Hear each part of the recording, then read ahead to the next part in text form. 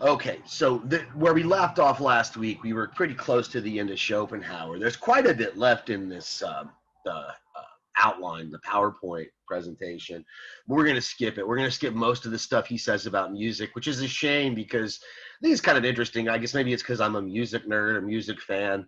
One of the things I really like about Schopenhauer is the things he says about music, even if I don't quite agree with his metaphysics completely. But this is the last point that we were covering at the end of class. I'm going to keep saying last week, but it's been 2 weeks since we met because we had the Thanksgiving holiday. So you know what I mean.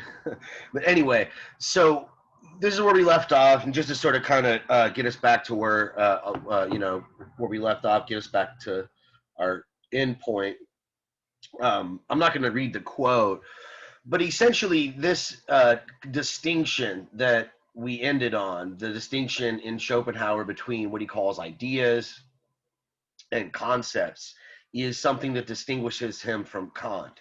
So in Kant, when Kant talks about a concept, or in some translations, category is the translation of the term that's being referred to here. I think in our textbook, in the Kant chapter, it's a concept, but it's a simplification. When I have a concept of, for instance, a dog or a man or a bottle, right? These are I've got all these different particular things in the universe that answer to that concept, that fit that my understanding of what a dog is, what a man is, what a bottle is. And so in a sort of sense, it's a reduction, it's a simplification, it's sort of a placeholder for something a lot more complex. But when Schopenhauer is talking about ideas, and he, again, it's up to the translator. I don't know if I mentioned this last week, but it's always in a capital I, usually ideas. It's referring to a Platonic idea. So he thinks when he says idea, he considers himself speaking of Plato, Platonic idea, which is different from this notion of concept in Kant. And as I was about to say about the translation, in German, every noun is capitalized. So, you don't capitalize every noun when you translate it into English, but I think it's appropriate here because he understands idea by Platonic idea, but he understands it a little differently than Plato. I'm not so sure Plato would be happy with Schopenhauer's reading of what an idea is. But it's unlike a concept, where the concept is, again, it's sort of a placeholder. It's a simplification of a bunch of different particular things. And, I've got this rose over here, that rose over here. Roses, the concept of roseness, whatever, if that's a concept, it embodies them all, but it's a simplification. It's sort of just it's anemic in a sense. But an idea for Schopenhauer is more pregnant. I don't know what other word to use. It doesn't reduce all these things into some simplified, abstract kind of base understanding, but rather it is a sort of positive overflowing of meaning. And so when I encounter an idea, and I encounter an idea directly through my experience of art, this is what we're focusing on here, great works of beautiful art, the idea expresses itself in these works. And so when I see a beautiful painting of a lion, right? It's not a particular painting of a particular lion. It's the expression of the will of all lions. It's the perceptible, objective side of this underlying will to lionhood, to live as the lion, as a fierce lion. Okay, so and so again, an idea is not a concept, right? As he puts it. Let me see if I can find to comprehend the idea, on the contrary, is the true and only source of every work of art. Its power, originality is only derived from life itself, from nature, from the world, and that by true genius. That's not what I was looking for. idea is the unity that falls into multiplicity. Okay, so unity that falls into multiplicity. There's more than one lion. Okay, that particular painting of that lion of Delacroix, which I picked, we talked about it last week. That's not. There's other lions in the universe, but this particular picture, if it is really a great work of art, if it really does express the underlying will that underlies all things, then it is a unity. It's one thing, but it falls into multiplicity. It somehow shows all other lions and what is really the most lionness of all lions. Okay, let's go forward a bit, because I'm going to skip all this stuff about allegory. If you're writing your paper, your final paper about Schopenhauer, obviously you might want to review some of this, but just his overall point, and I'm skipping all this, his overall point is not only are ideas not concepts in the Kantian sense, they're not these simplifications of, the sort of convenient simplifications for the sake of understanding something. Not only are ideas distinct from that, but they're also distinct from allegory. They're not just symbols. So when I see that painting of the lion, for instance, it's not as symbolic. It doesn't symbolize great. It actually is that thing in its truest form. And I'm experiencing it if I'm really, I guess if I'm primed for it. Remember, we talked last week about how you have to be in the right state of mind. This is something that Schopenhauer seems to share with both Hume and Kant, but in different meanings. For Schopenhauer, it seems to take a very spiritual, mystical sort of tone to it. But you have to be in the right frame of mind to allow the idea to show itself to you. And you have to be this will-less will, right? You have to sort of let go of all your drives and desires, and then you can let this idea shine forth. So as long as that's going on, when you look at the painting of a lion, it's not a symbol or an allegory for something else. It is the actual thing itself for Schopenhauer. So that's his point here, and I'm not going to dwell on this too much. But again, I'm going to skip a lot about music, but I want to say something because it's so important for Schopenhauer. He thinks that the music is will objectified. All works of art, insofar as they're beautiful, are the will, the underlying will, this force that's in nature that we all, when we think that we're experiencing ourself or our consciousness, what we're really experiencing for Schopenhauer is this will, which is not really our own. It's this underlying force that's underlying all of nature. It's filled with conflicting poles and desires and drives. There's conflict within it, just like you experience conflict within yourself. But underlying it all is this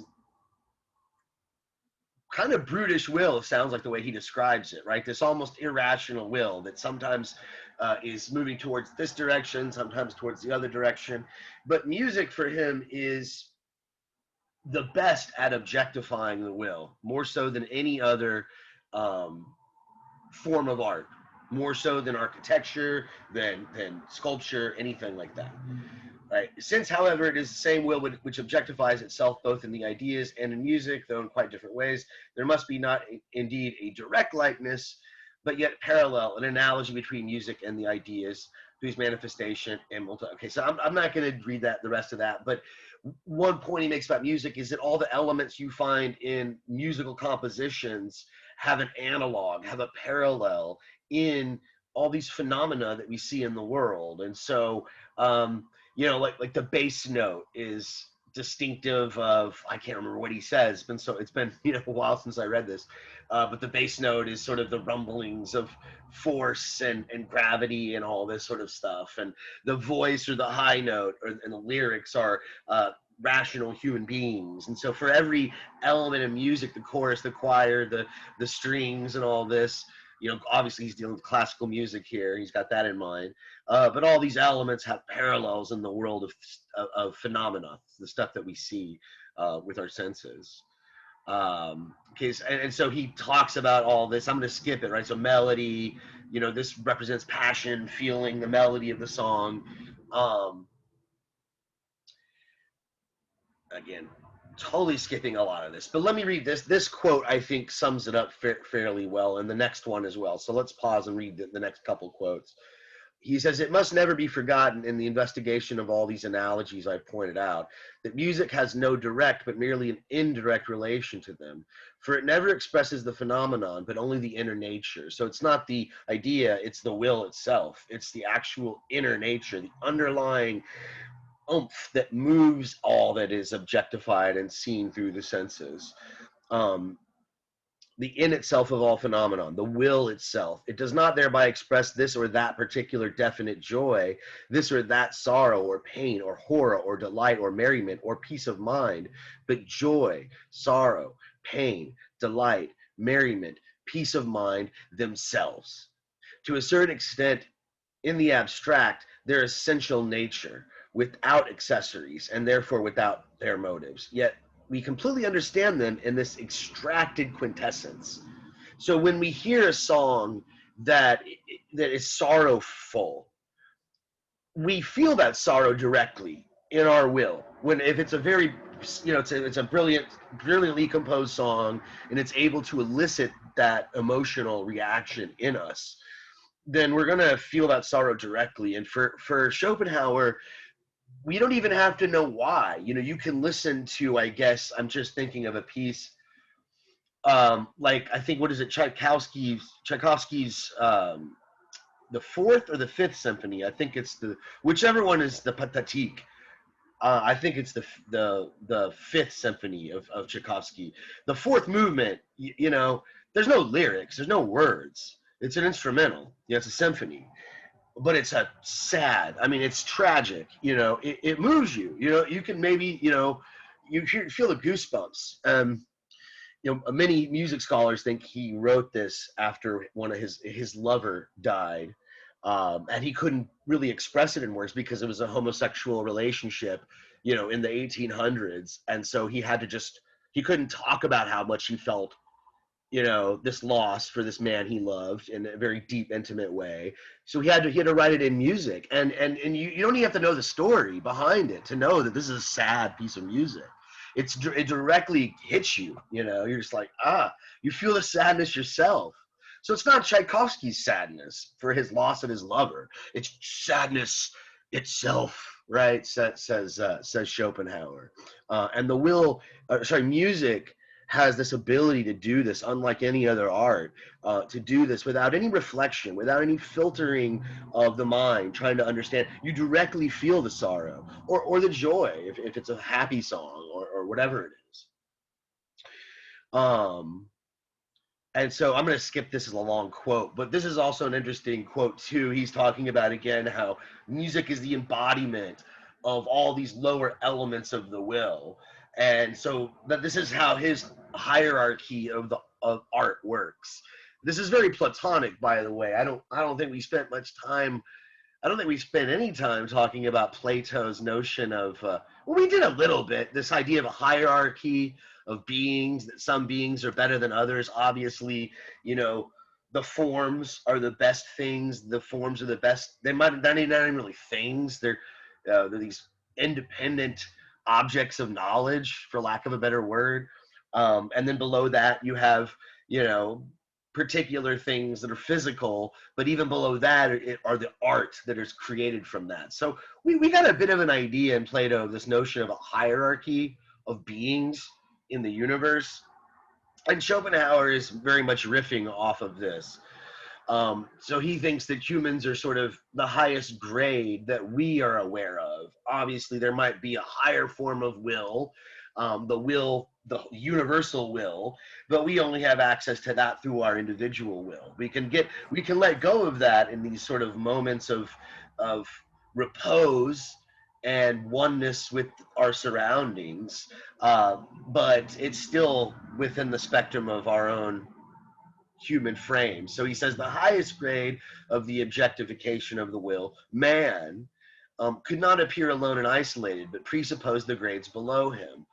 And these again presuppose the grades lower still. So I've got a picture here of the great chain of being, right? Obviously the divinities are at the top, but you've got man, and below all the animals and the vegetables and the minerals, and every layer is sort of like subservient or necessary for the layer above it. You know, this is pretty controversial stuff when you think about it. You start to apply it to social theory. You know, Yes, kind sir. of. Somebody wanted to jump in. I heard someone Yeah, open their mic. Yeah, Hassan. yeah. So, regarding this, his philosophy, could it, even though it's Platonic, because it obviously calls for like forms and hierarchies, couldn't you also argue that's a bit Aristotelian because he's kind of like framing it in the telos of will in a sense? Yeah, I don't understand why he never mentions Aristotle. I really don't. I think maybe in a way he is giving Plato credit for something that is, to me, a much more Aristotelian approach, because it seems like, you've got, yeah, so and we were even talking about this last week, how like even every vegetable has this inner will. It's trying to become the best tomato it can be, or the best bell pepper or whatever, and each of them has that sort of inner principle or whatever. That's very Aristotelian. That's very much, yeah. So it's a very good comment, and I've thought this myself. I didn't want to introduce that because didn't want to add more to the pile, but yeah, you're right to point that out. I think that he's not giving enough credit to Aristotle, or maybe he's pulling a lot of this from Plato without realizing that Aristotle did much similar stuff as well. I think the only difference, though, is that Aristotle, I guess, he sort of um, ostensibly, Aristotle had a bit of disdain for the Platonic notion of form, um, but that doesn't really say much to your point, because I think even given that, what Aristotle does with form is kind of what Schopenhauer is doing here with ideas. Schopenhauer is saying that like the ideas aren't these separate, and they're actually in the world. They're like in the objects. They're perceptible. They're not, and that's a very Aristotelian move. So anyway, you're totally right to point that out. But let's finish this quote here real quick. I feel like we can like have a whole lecture about this.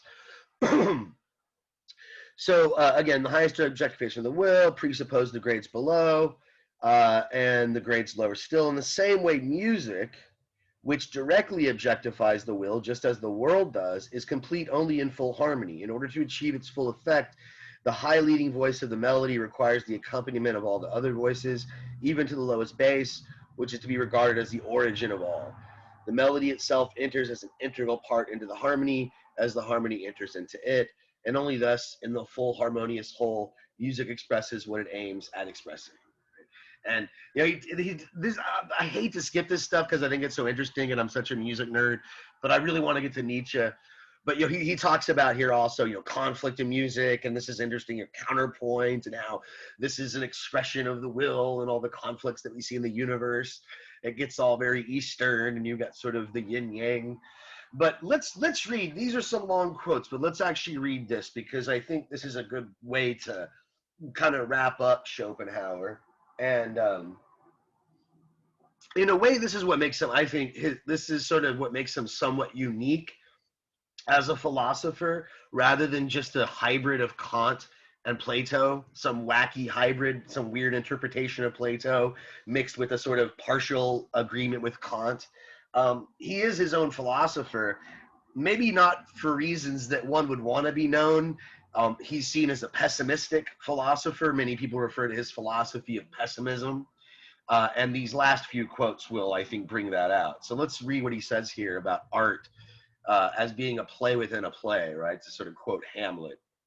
He says, if the entire visible world is just the objectification, the mirror of the will, conducting itself to knowledge of itself, and indeed to the possibility of its deliverance, and if at the same time the world is idea, if we regard it in isolation, freeing ourselves from all volition, allow it alone to take possession of our consciousness, is the most joy-giving and the only innocent side of life. We must regard art as the highest ascent, the more complete development of all this, for it achieves essentially just what is achieved by the visible world itself, only with greater concentration, more perfectly, with intention and intelligence, and therefore may be called, in the full significance of the word, the flower of life. If the whole world as idea is only the visibility of the will, The work of art is to render this visibility more distinct. It is the camera obscura which shows the objects more purely and enables us to survey them and comprehend them better. It is the play within the play, the stage upon the stage in Hamlet. Very flattering words for art. I mean, obviously, no surprises here. I think by now you should kind of get this idea that Schopenhauer had a very high regard for art. Another thing that makes him quite different from Plato, even though I think he doesn't want to admit it. But in this quote, right, he's sort of saying that art is a sort of, it's a place of respite.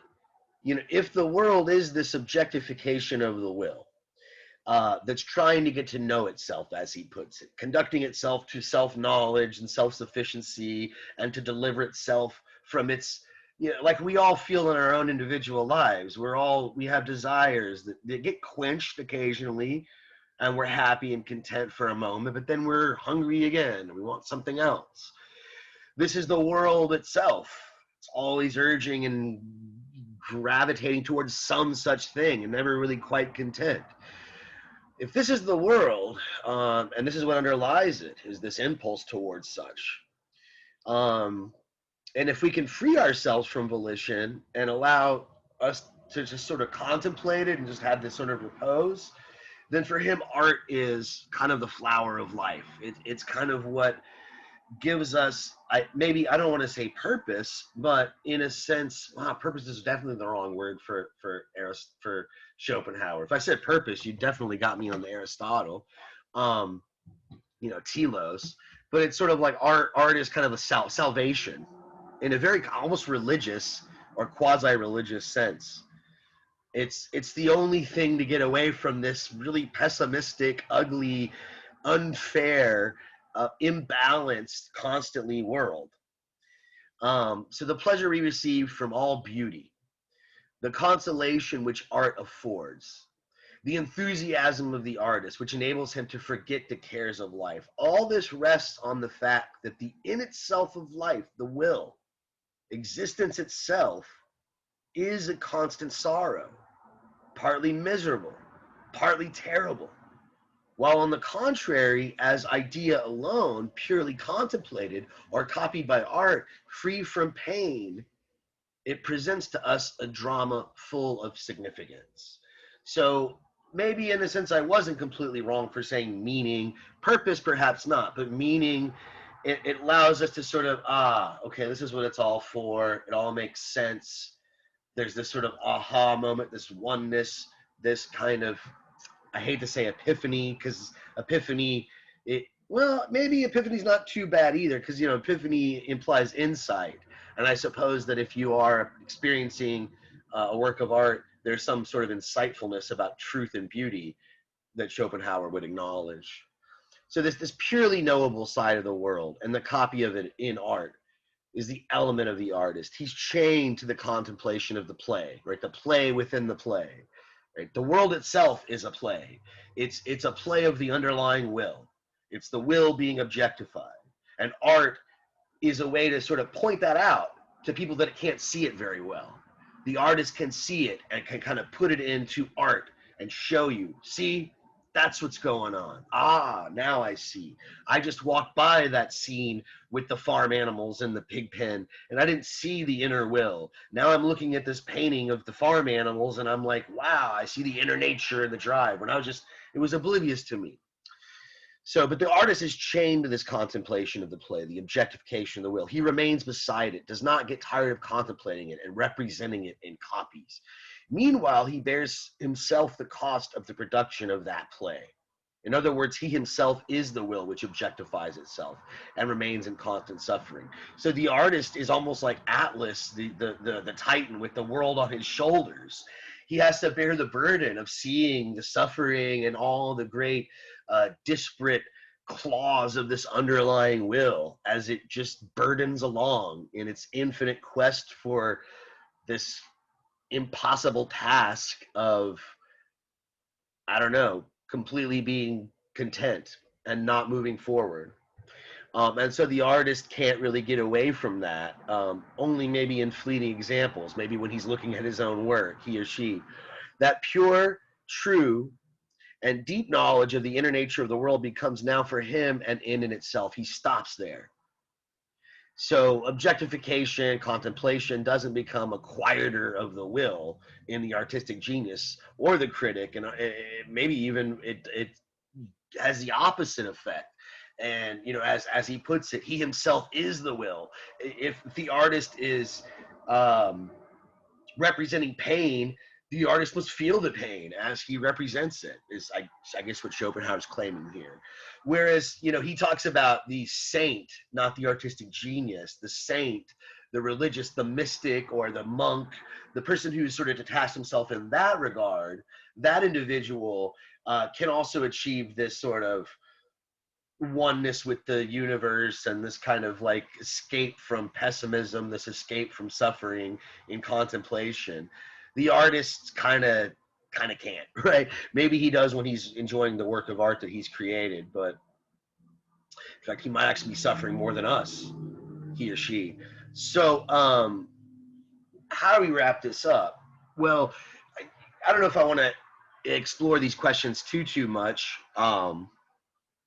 The first one, I think I've been kind of bugging Schopenhauer about this throughout my exploration, throughout these lectures. As much as I think he's fascinating, maybe one of the most interesting philosophers that we're going to look at this semester, but I'm really skeptical of this metaphysics of his. It seems to be based largely on intuition.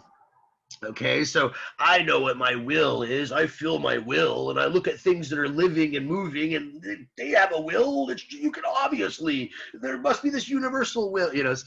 This sort of idealism is sort of fantastical, and it's hard to sort of like take every little step down his argument. So that being said, isn't there still something valuable? Is there still something valuable if we can separate his metaphysics from his aesthetics? Can we just look at his aesthetic? Because basically what I think, and the next question, what's left, what I think is left might be valuable.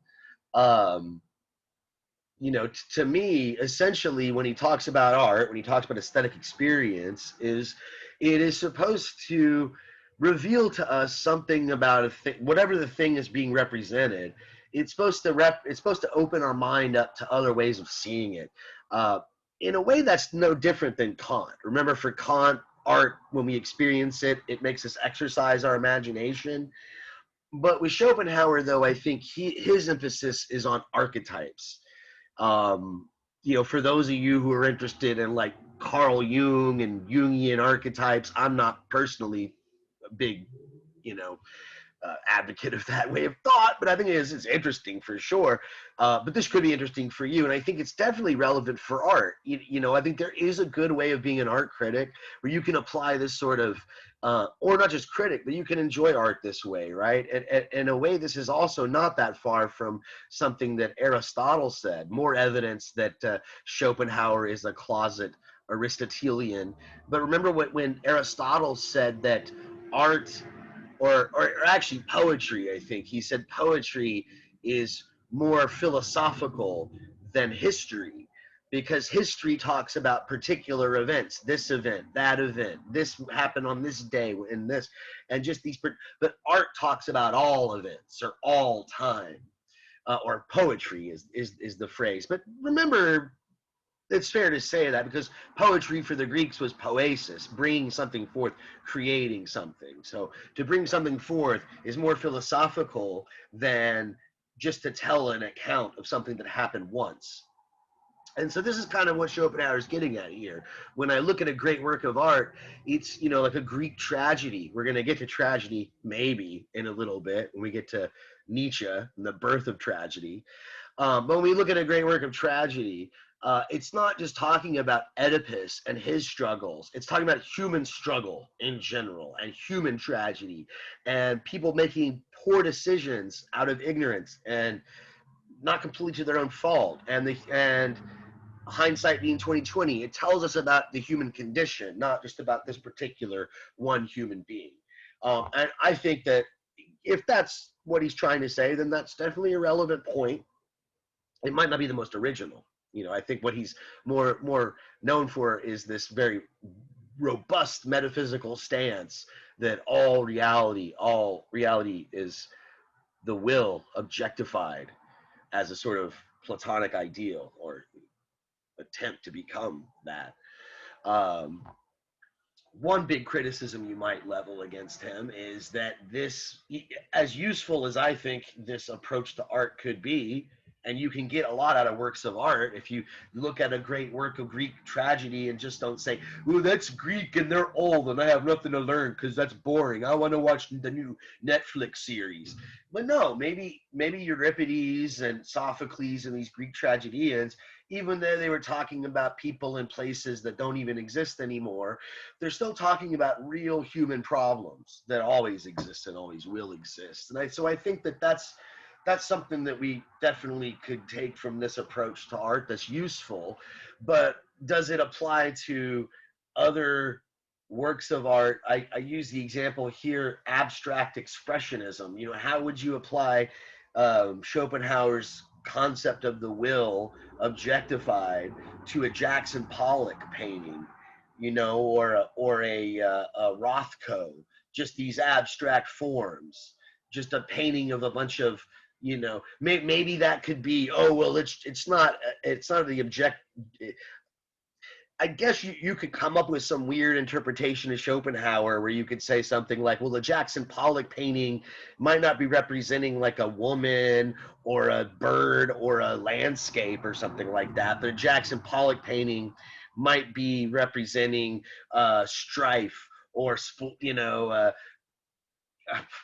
randomness in the universe, different forces, the juxtaposition of color. To me, that's a stretch, though. I think honestly that Schopenhauer would have been like, "That's not art. That's crap." He probably wouldn't have liked abstract expressionism. So that's my guess. But you could, I think you're stretching, but you could probably interpret him in such a way that even a Jackson Pollock painting could fit into his account. Um, so Andrew asked in the comments, does he believe the will is divine? Is that why he references Plato? Not exactly. I mean, it depends on what you mean by divine. In a sense, you might say that it is God. It's the reason for everything. And so in that sense, I guess, yes, it would be divine, but it's definitely not a good God. It's just like you and I, but on a grand scale. You know how sometimes you want to do really good stuff and help people and be a nice person and help your fellow neighbor, but sometimes you want to be a real jerk and you're in a bad mood and you're depressed and you're pissed off or you're resentful and you want to kill somebody. Well, maybe not that. I hope not. I don't. People say that I felt like killing him. I don't think they ever really feel like killing someone because that's just kind of nuts. But you know what I mean, right? You have like all these different desires. You have good desires, bad desires. You have imaginations about really like wonderful things, and sometimes you imagine horrible things. You're like, why did I think about that? How could I? Why did I even think? That's the will, right? That's your will, and that's basically the universe, right? The universe can be good sometimes, bad sometimes. It's a collection of all these forces underlying it all. So I'm not so sure Plato would have liked that. For Plato, if you read the Timaeus, where he talks about the universe and the creation of the universe, he envisions that whatever mind ordered everything must be good and rational, and everything that is good and must be there for the right reason. And even if it looks bad, that's just the appearance. In reality, it must be the best it can be. And so this, I think, is another reason why Plato, if he ever could travel in time and learn how to read German, I don't think he'd be real happy with what Schopenhauer does with his philosophy. But was it Hassan earlier? Your comments make me think. I wonder how Aristotle would feel. I think Aristotle would probably agree a little bit more with Schopenhauer, but he wouldn't like the idea of the will as this sort of chaotic force. Um, there's a lecture series that Nietzsche did once on the pre-Socratics, and the pre-Socratic philosophers, right? They came before Socrates. Nietzsche did a lecture on Heraclitus, who Heraclitus thought that the world was constantly in flux and somewhat chaotic, not completely chaotic. Everything sort of is held together by a sort of strife and tension. Um, but I think what Nietzsche says about Heraclitus is akin to what Schopenhauer thinks about the will. And Nietzsche, he uses this great analogy of a kid on the beach. If you watch a child on the beach building a sandcastle, for instance, you can understand the logic. It's not like there's the kid's not sitting there with a plan in place. He's not an engineer with he doesn't sit there like an architect and write down his plans for the sandcastle. He just grabs little patties and puts them in his bucket and puts the bucket and just he's like, that looks cool, makes a wall, and it just sort of fleshes itself out. And what does a child do when, at the end of the day, when the family leaves the beach to go home? What does the child do to the castle, usually? What did I don't know? Maybe that answer's not obvious. Maybe there's more than one answer. But what does the kid do? Destroys it. Yeah, Charles got it right. He destroys it. Yeah, exactly. So that's the will. That's the will. It's like he turns into Godzilla. I like that one. I like that comment. Exactly. That's the will. So not a very pleasant thing. So again, this is Schopenhauer's pessimism. He's a pessimistic guy. But art, again, is salvation. Art is a sanctuary. When we have these beautiful moments, when we have these aesthetic experiences, we can kind of let go of our drives, our desires. We can kind of be detached, and we can have this inner calm and this inner peace. And so that's what's great about art, right? Is it allows us to, despite the Godzilla nature of what underlies reality, we can be sort of comforted by that. I don't. Andrew says he was a nihilist. I guess that analogy that I just gave would lend itself to that reading, but I don't know if it's Nietzsche would certainly accuse him of nihilism. Nietzsche would say that this is a nihilistic philosophy ultimately. But I think in his defense, what he might say is that, well, the kid does all this stuff for a reason. So a nihilist would say that nothing has any reason, nothing matters, nothing, but the kid that's making the sandcastle is enjoying it. He makes the wall, he pats it a certain way because he needs to do it that way. He destroys it in the end because it's fun to be Godzilla. So I don't know. I mean, that's maybe not the kind of meaning you want, but it is meaning or purpose. So I don't know, but yeah, I think Nietzsche says, no, it's a pretty nihilistic, it sort of makes the universe meaningless. It's all just, at a whim. Or if anything, it turns everything, and this might really be fair.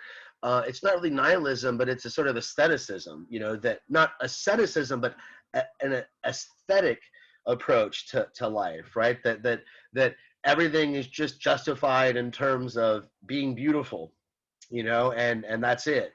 Having its inner beauty made manifest. So this is actually a pretty good segue to Nietzsche, because Nietzsche himself, at least when he's writing this essay, The Birth of Tragedy, Nietzsche was quite influenced by Schopenhauer. Now, later on in his career, Nietzsche turns away from this, and it's mainly the metaphysics. Ironically, the metaphysics, this idea that the world is this insatiable will that's always just lurking and grabbing for this thing and then that thing, and once it gets this thing, it gets bored and wants the other thing, and there's no stability, and it's just all chaotic and just destructive.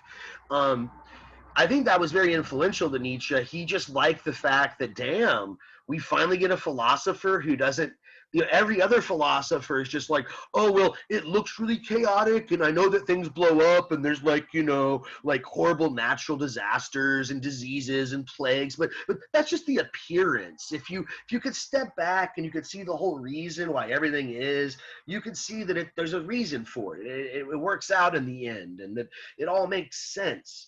But for Nietzsche, I think he liked that part of Schopenhauer. He's like, well, I think it's still kind of bullshit because it's still super metaphysical. It's still trying to give an explanation, but at least the explanation is chaotic.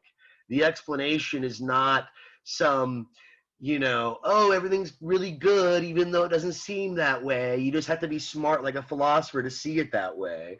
No, he thought it was kind of this brutal, maybe pessimistic, but more honest is maybe not the right word, but brutal. This sort of more brutal approach to metaphysics and reality, and I think that definitely had a big influence on Nietzsche, even in his later works. But in this first essay, this is his first published essay, The Birth of Tragedy, he's still pretty much a Schopenhauerian, right? He's still friends with Richard Wagner, this German composer. This is before they had their big split. I don't want to get into all that stuff, but it's, you could read all about it on the internet. But anyway, this is early stuff, and so he's still kind of like on board with Schopenhauer. He still kind of sees that underlying all the different phenomenon of the universe is this underlying will. Nietzsche refers to it as the primal unity, and so I think that this early essay, Nietzsche himself was kind of embarrassed by it. If you read one of his later books, H.C. Homo, and even the introduction that he wrote to The Birth of Tragedy years later when it was republished, he's very derogatory towards it. He kind of shits on it. This was a very naive philosophy. But overall, though, I think there's some elements in it that still shine forth in his later works. And I think that when we get to the beginning here, we talk about this distinction of the Apollonian and the Dionysian. Although he doesn't ever use these distinctions in his later philosophy, I think a lot of the stuff that he says is pretty relevant to understanding Nietzsche in general. But I guess that's really not our goal, especially today, since we're limited as far as our time. We're not here to understand Nietzsche, the philosopher. We're trying to just get at this essay, because this essay, for better or worse, is what he's really known for in aesthetics. So when you're doing philosophy of art and you're covering Nietzsche, you're covering The Birth of Tragedy. And whether or not that's fair, I don't know. I guess I'll leave that up to the Nietzsche scholars to debate, or you can debate it if you take a class that just focuses on Nietzsche. But let's see, we're doing pretty swell on time. I'm not as nervous as I was at the beginning. So let's jump in. I'm glad. So we can flesh out. This is what he's famous for, this distinction between the Apollonian and the Dionysian in art.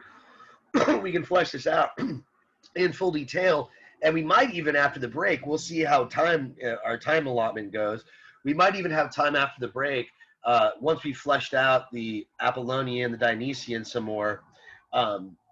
We might even talk about the way that art develops, because Nietzsche seems to think that there's this historical development in art movements, this sort of cyclical thing, that they sort of start from the sort of subjective standpoint to a more objective, and then this synthesis of the two, and I don't think we're gonna have time for all that. I really don't, but who knows? We might. Let's see if we can get to it. Let's just jump right in. Let's read this quote and see what Nietzsche has to say about what he calls the Apollonian and the Dionysian, named after the two Greek gods, Apollo and Dionysius. Well, first off, who knows? Before I read all this stuff, some of you perhaps know your Greek mythology. Who was Apollo and who was Dionysius?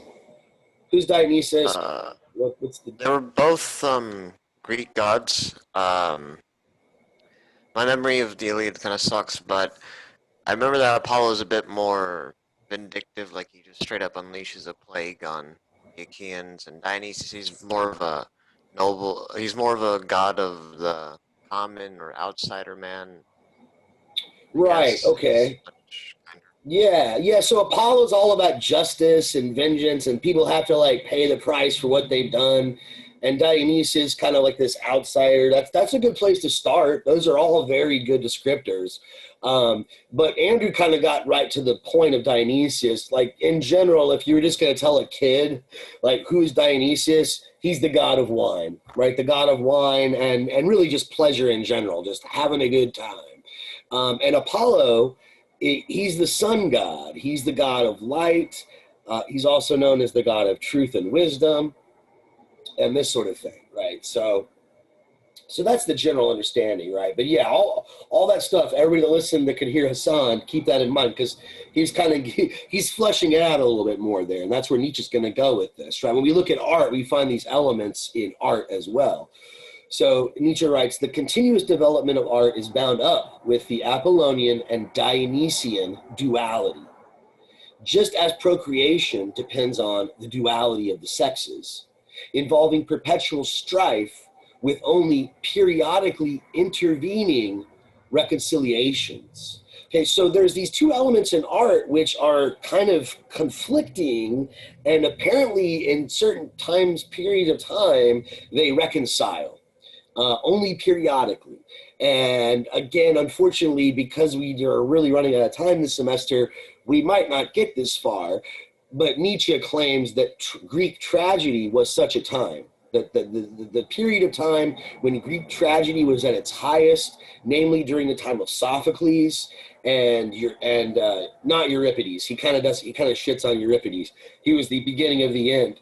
But Aeschylus, Sophocles, this was the pinnacle. This is when the Apollonian and the Dionysian were wedded together and complemented each other precisely well.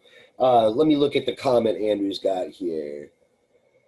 Yeah, so Nietzsche says he poses them as gods of logic and pleasure in a way. Yes, that's part of it. Yeah, definitely. Apollo is the logical. Dionysian is the illogical, I suppose.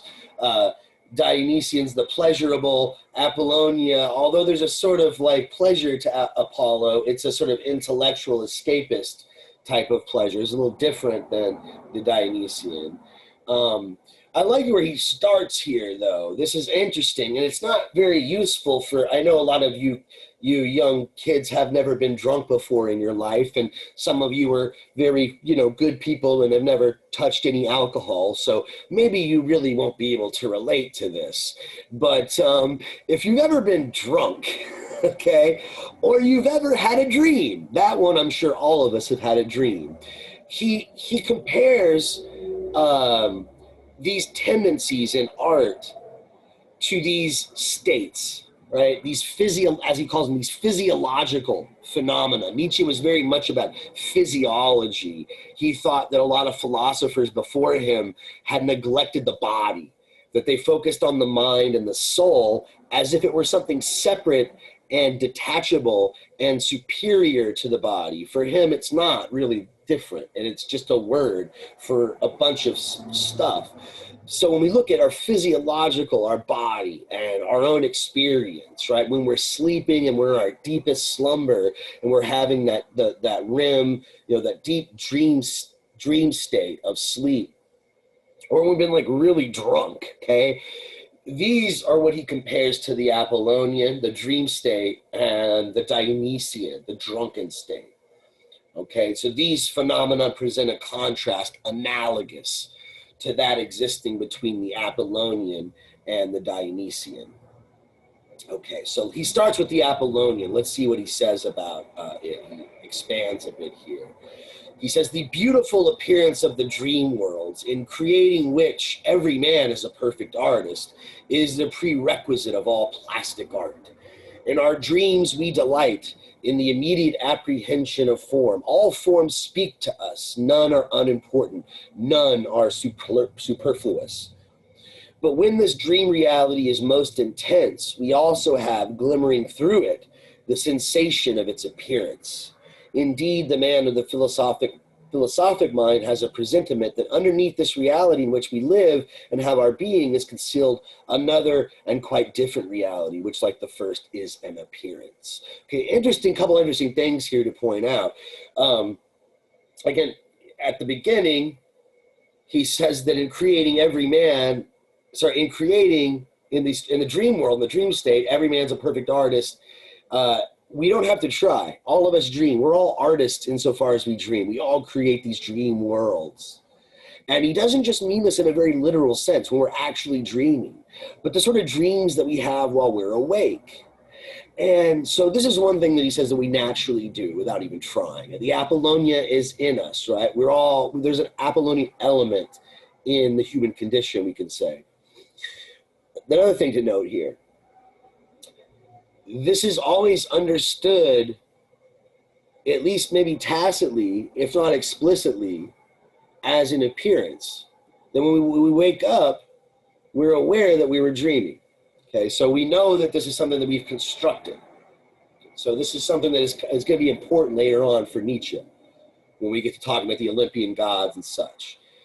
When he says the Apollo is actually he gives birth to all the Olympian gods, even though he's not Zeus, he's not at the hierarchy in the stories. He's still like, for Nietzsche, Apollo is the Olympian god par excellence. I'm reading the quote here, the joyful necessity of the dream experience has been embodied by the Greeks in their Apollo. For Apollo, the god of all plastic energy. So just to be clear here, he keeps using that adjective plastic. Okay, plastic art. Who knows? What is plastic art? Who knows what plastic art is? No one? I think it's art that can change. No, that's actually the opposite. Like Dionysian art is like music, so it's changing and moving, but plastic is like, well, I don't understand why you would say that though, because plasticity literally means changeable, right? Like you can impose form on it, it can be bent or whatever. But when we talk about the plastic arts, you're talking about arts that are made from things that can be changed, like material, like actual stuff, physical stuff. So sculptures, paintings, and things like this. Okay, so he's gonna say that Apollo is kind of the god of the plastic arts, whereas Dionysius is maybe a god of like music and poetry, lyric poetry. These sort of things, okay? Not the epic poetry, that's different. Epic poetry is more structured, that's more Apollonian. In fact, it maybe mixes a little bit of the lyricism, but I'm jumping ahead of myself. Gerardo says they can't see the slide. Is anybody else having that problem? Is anybody else not able to see the slide? Let me know, and you can chat or just chime in. But let me go ahead and begin where I left off. He says, so for Apollo, the god of all plastic energies, is at the same time the soothsaying god.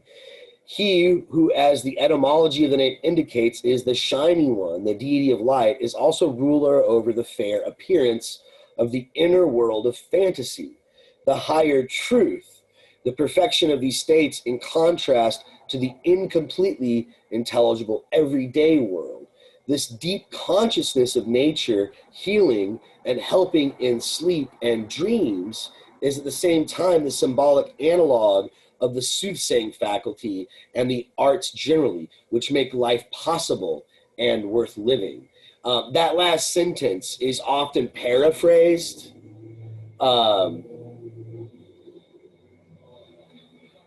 on a second. Okay, look, that last sentence, let me finish my point here, and then I'm going to figure out what's going on technically. That last sentence is usually paraphrased, and it's kind of taken out of context. People will quote Nietzsche as saying, art makes life worth living, or without art, life is not worth living. That's usually how it's paraphrased. But let's see. So you guys are saying you're stuck on the last conclusion slide, the one with Schopenhauer. Well, I'm going to try something real quick. I'm stopping my screen share, and now I'm going to share again. Is that better?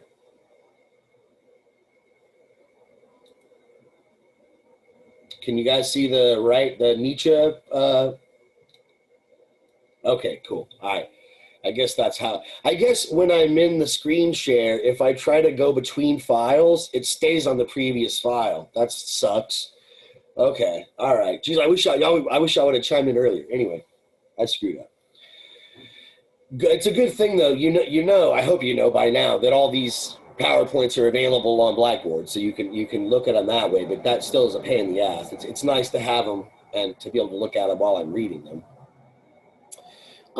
But his point here, he also ties. So Apollo is tied to dreams, to dream states.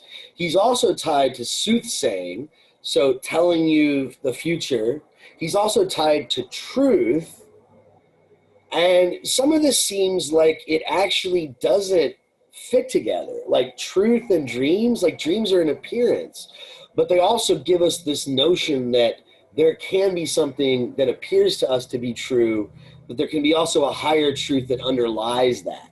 And so it makes us look for a deeper truth, a deeper meaning, right? He's also associated with healing, okay? The shining one, bringing light to things. We must also include in our picture of Apollo that delicate boundary. So he sets up boundaries, which the dream picture must not overstep, lest it act pathologically. We must keep in mind that measured restraint, that freedom from wilder emotions, that philosophical calm of the sculptor god, his eye must be sun-like, as befits his origin.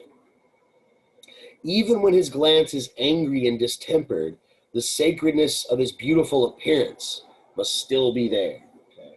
So he shines light. He seeks truth, justice, boundaries. This is, I think it was Hassan was saying this earlier when he was describing both Dionysus and Apollo. I think the one thing you mentioned about Apollo, Hassan, was, during the Iliad, that, he's kind of like looking for revenge and vengeance, right? Things have to be paid for. If you screwed someone over, you got to pay your price.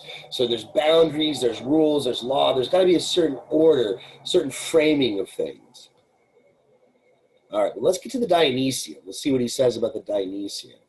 We're going to come back to both these, and we're going to kind of summarize them and compare and contrast them.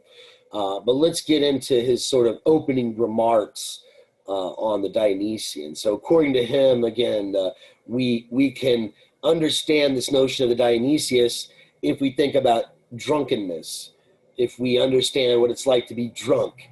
So we all understand what it's like to be dreaming, to have a wonderful, beautiful, fascinating dream. What is it like to be drunk in the sort of brutish sense of the word? So if either under the influence of the narcotic drought, which we hear of in the songs of all primitive men and peoples, or with the potent coming of spring, penetrating nature with joy, that these Dionysian's emotions awake, which as they intensify, cause the subjective to vanish into complete self-forgetfulness. So whereas the Apollonian, he was just saying that the Apollonian sets up these strict boundaries between myself and others, between what is mine and what is yours, and this sort of thing. The Dionysian, we lose ourselves, just like we lose ourselves when we're drunk. We get forgetful of ourselves. We become one with our fellow man. We become one with our environment. Our subjectivity begins to vanish, as he puts it. Under the charm of the Dionysian, not only is the union between man and man reaffirmed, but nature, which has become estranged, hostile, or subjugated, celebrates once more her reconciliation with her prodigal son, man. Right? So the Apollonian with the boundaries, right? There's society, civilization, the polis, the political structure, and then there's brutish nature, which has to be controlled and has to be guarded against.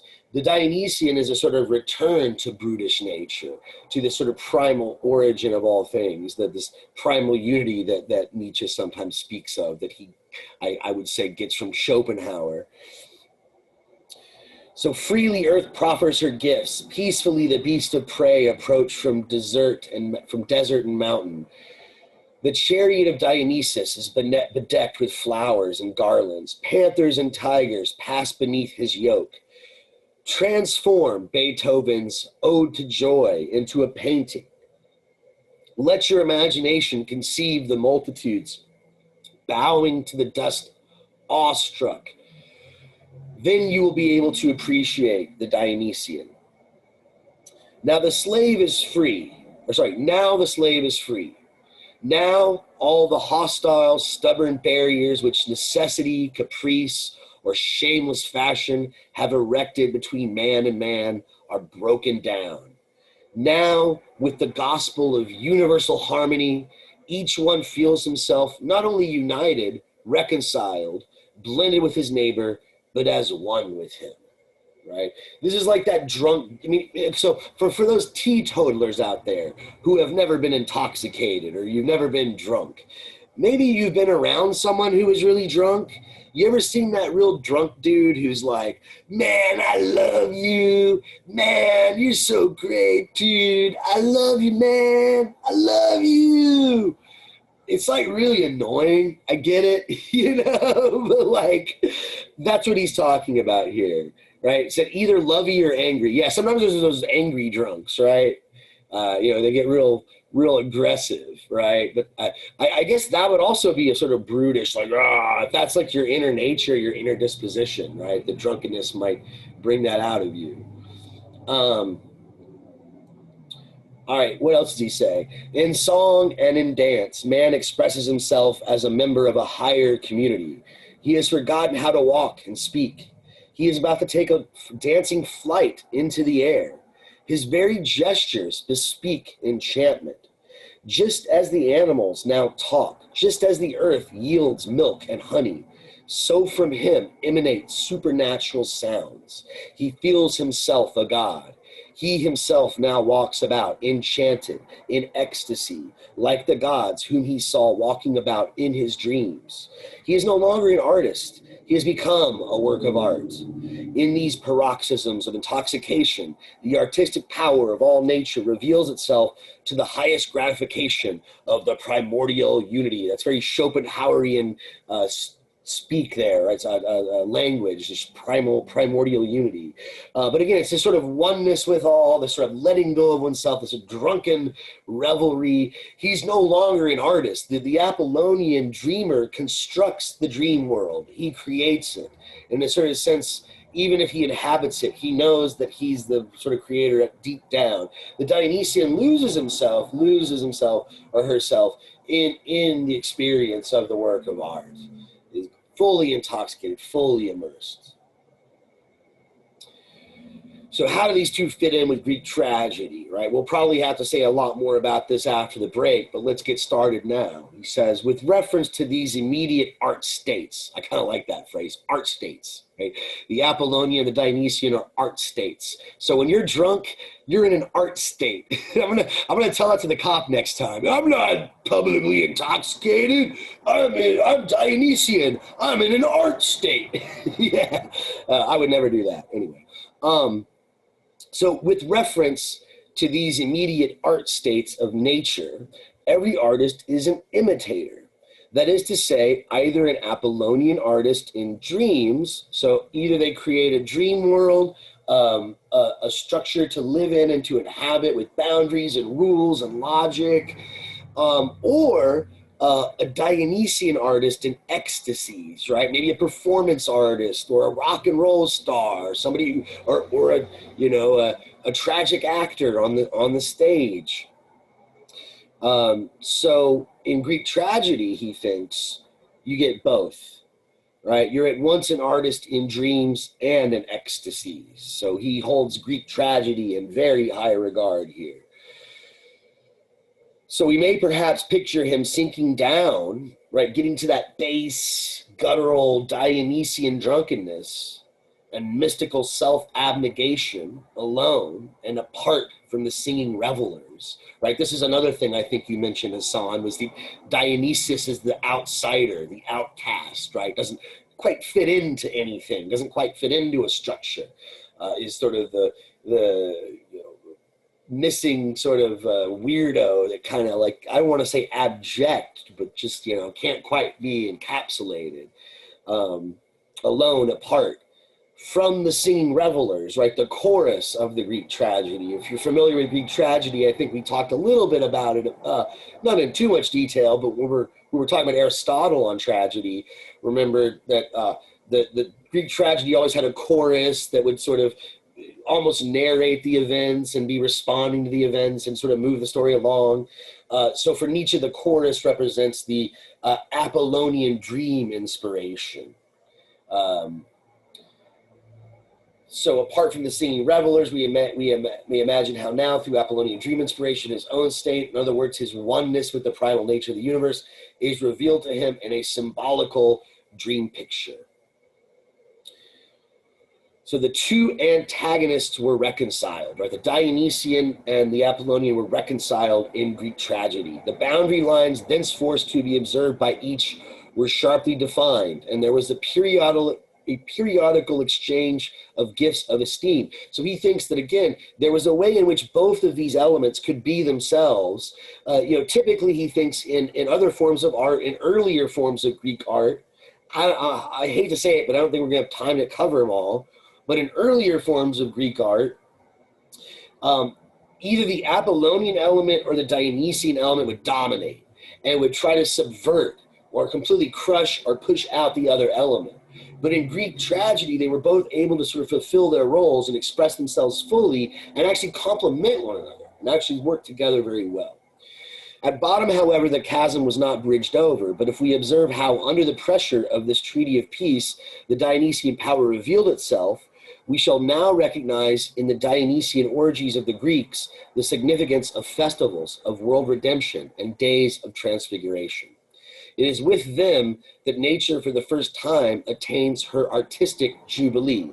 It is with them that the destruction of the principium individuationis is for the first time becomes an artistic phenomenon. Okay, so the destruction of the principium individuationis, what the heck is that?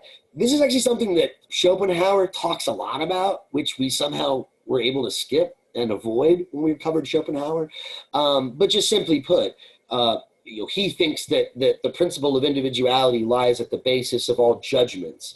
Every time I judge that something is this or that or fits some category, it's always from my sort of reflective or self-reflective standpoint. Unless, for Schopenhauer, I'm having this purely aesthetic experience where I'm detached from myself, unless there's the destruction of that principle of individuation, right? I let myself go. I let myself become one with the artistic aesthetic experience. And so this is also, I think, something that's influential in Nietzsche, at least in this early essay of Nietzsche. Okay, so when we get this wedding of the Apollonian and the Dionysian in Greek tragedy, it allows for us to achieve this destruction, right? To sort of become one and to sort of celebrate existence, but also sort of get meaning at the same time, right? To get the structure and meaning and clarity that the Apollonian gives us as well. Okay, if that makes sense. Probably doesn't make sense, but we'll try to make it make sense when we actually get to tragedy. In fact, actually, these next few quotes, I'm going to read through the next few slides before our break. This might give you a little bit better idea of at least the Apollonian side. Where does meaning come in when we look to Greek art? He talks about the Greek festivals, right? We didn't talk a lot about this in Aristotle. We just talked about the structure of tragedy, how to write it, the kind of characters involved. But the social aspect of Greek tragedy, we didn't really even touch on, I think. And for Nietzsche, this is something absolutely essential, that when we speak of Greek tragedy, we should never separate it from the society in which it was written. And we have to understand the experience of the people who went to see it performed at these Greek festivals, because these festivals were widely attended. Most everybody, it was like a requirement. You just had to go to these yearly festivals and you had to watch these Greek tragedies. It was almost a civic duty. You had to vote on which of them were the best. And so for Nietzsche, this reveals something about the Greek culture. When we look at an art, when we look at a form of art, what it reveals to us is a form of culture. And it tells us something about the people. It tells us about their dreams. It tells us about their drives and their aspirations. And so this is what he started to touch upon here. In these Greek festivals, he says, nature seems to reveal a sentimental trait. It is as if she were heaving a sigh at her dismemberment into individuals. The song and pantomime of such duly minded revelers was something new and unheard of for the Homeric Grecian world, and the Dionysian music in particular excited awe and terror. So the musical elements, not just the tragic drama and chaos that was on stage in the events, but the sort of interesting interplay of music itself. Music is a Dionysian art. This, I guess you could also say, Nietzsche owes this a bit to Schopenhauer. The idea that music is so direct and so, entrenched in us that it's not a very Apollonian or representative or rational type of art, but rather a very emotional and direct type of art. And Greek tragedy does both of this. It includes both the Apollonian and the Dionysian. This slide here is actually it's a bit of a recap. So I think this is probably a good place to stop. I said I was going to read the next few quotes because I think these next few quotes, they give you I think a pretty good sense of what exactly the Apollonian is in art and how it actually isn't just an artistic, but you might even argue a spiritual phenomenon. This sort of need for order, this need for meaning, this human trait of constructing dream worlds and inhabiting dream worlds.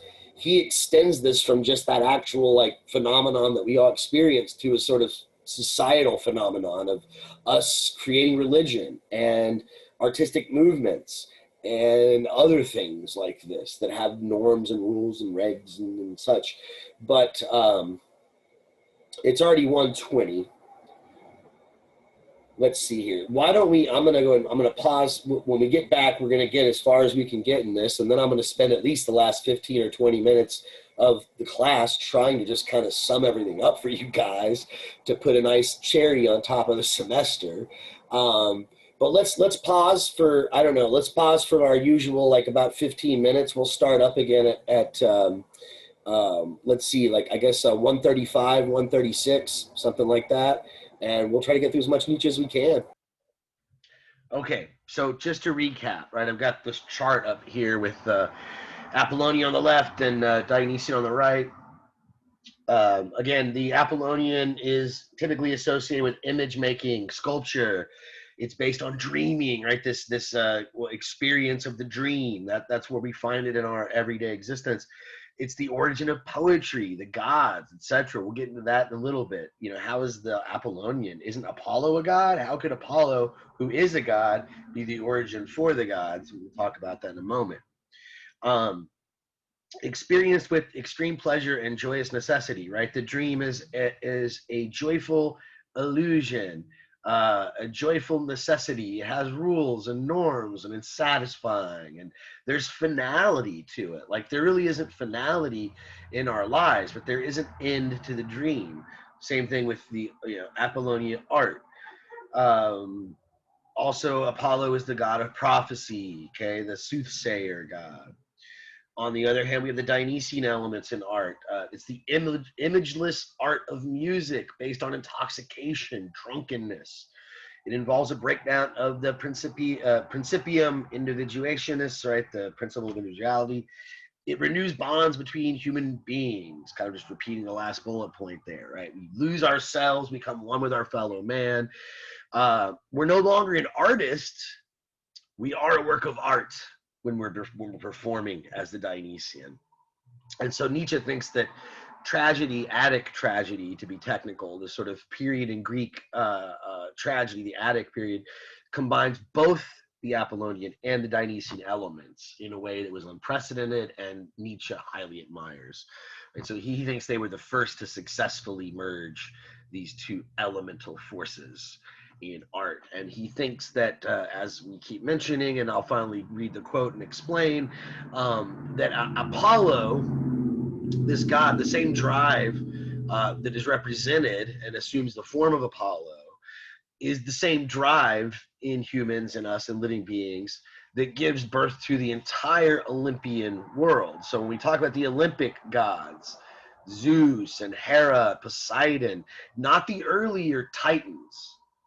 You know, like those are more usually associated with elemental forces, you know, strife, necessity, things like this. Whereas the Olympian gods are a little different, the Olympic pantheon. But he thinks that Apollo is sort of the drive that underlies the whole mythos of the Olympic gods, the Homeric gods, the ones that you read about in the Iliad, in the Odyssey.